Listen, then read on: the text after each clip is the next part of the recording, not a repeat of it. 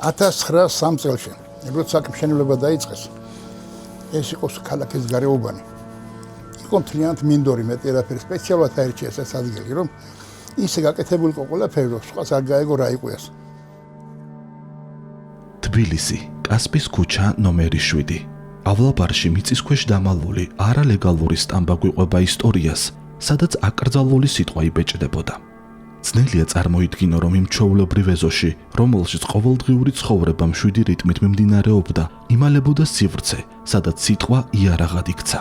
ყველაფერი ჩვეულებრივია, სახლი, სადაც ცოლ-ქმარი ცხოვრობს, ეზო, რომელიც ეჭვს, არ იწვევს, სიჩუმე, რომელიც არაფერს ამხელს. თუმცა ამ სიმშვიდის მიღმა იკვეთება სხვა ისტორია. ადამიანების, რომლებიც რისკის ფასად ავრცელებდნენ აკრძალულ ტექსტებს და ინარჩუნებდნენ იმას, რისი საჯაროდ თქმა შეუძლებელი იყო. მაშინ აქ პატარა დასგა იდგა.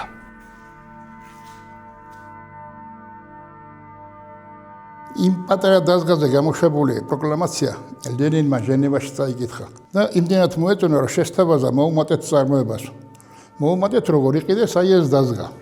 ადგილზე დაშალეს, ნაწილ-ნაწილ წამოიღეს იქიდან, ნაწილ-ნაწილ ჩაიტანეს ჭიდან, შემოიტანეს შიგნითკენ. ააწყვეს და ამაზე უშვებდნენ პროკლამაციებს, გაზეთებს და ბროშურებს სამი ენაზე: რუსული, ქართული და სომხური ენები.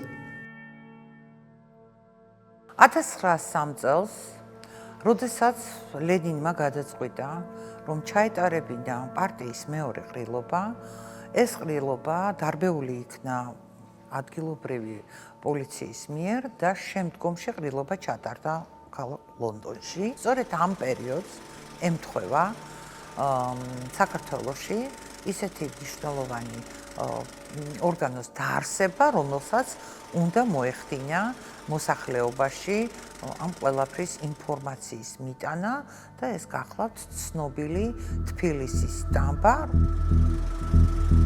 1906 წლისთვის სტამბის ფუნქცია გაფართოვდა. შენობაში სოციალ-დემოკრატიული პარტიის სამხედრო რაზმის წევრები ცხოვრობდნენ. აქ მზადდებოდა შეიარაღებული აჯანყება. ერთ-ერთი ოთახი ბომბის დამზადების ლაბორატორია იყო. როცა მუშაობდნენ აქ, ერთი ქალბატონი ყოველთვის იჯდა და მიჩერებოდა. ხო რამ გამოჩენილიყო, მაშინ რა თქმა უნდა არც ხე იყო, არც სახლი, არაფერი, ყველაფერი ჩანდა. თუ საჭირო იყო, აგერ ზარი ეკიდა იქ და რეკავდა ზარს. სამი ზარი იყო შეწყვიტეთ მუშაობა უცხო მოდის. სარდაფში ხო იყო სტამბა და პირველ სართულზე მეორე ისტორიული პიროვნება არის დაკავშირებული ამასთან, ეს არის გურჯიევი. გურჯიევი ცხოვრობდა, ბომბებს აკეთებდნენ და ბომბების გამკეთებელი იყო გურჯიევი. შემდეგ როგორც დოკუმენტებიდან ჩანს, არის ორი ვერსია, რომ ან გურჯიევმა ჩაუშვა ეს სტამბა და უკეთ მისი დაჭერის შემდეგ, ან შესაძლებელია თვითონ ისიც მოყვა აი ამ სტამბის აღმოჩენა.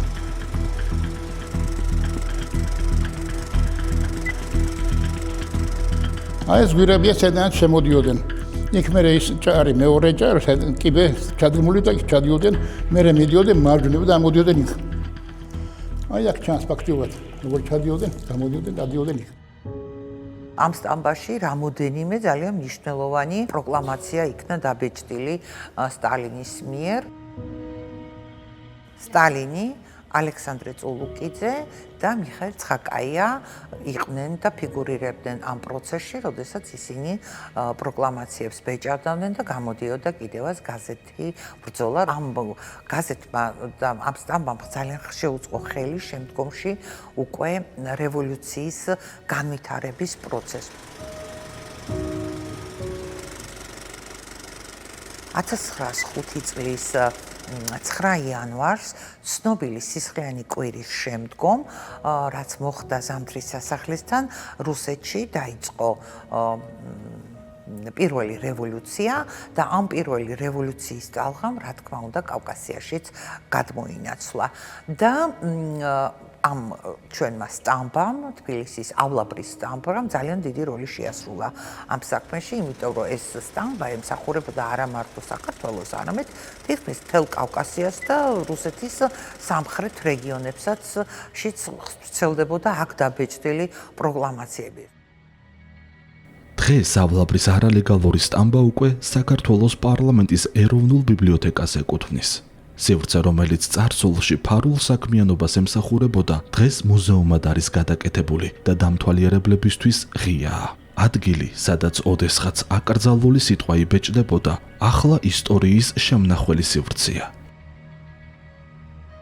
ავლაბრისეზო ისევ მშვიდია, მაგრამ ახლა უკვე ვიცით მისი ისტორია.